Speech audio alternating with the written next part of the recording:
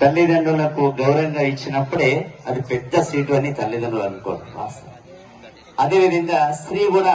ఆడపిల్లలు కూడా మంచి విద్యార్థులై మంచి బుద్ధి జ్ఞానం పొంది ఇప్పుడు మనందరికీ ఆచార్యులు అంటే వాళ్ళు చెప్పిన విద్య మంచి అభ్యాసం చేస్తూ మంచి మార్గంలో మంచి మార్కులతో వారి అభ్యాసం చేస్తూ వారి తల్లిదండ్రుల యొక్క కళలో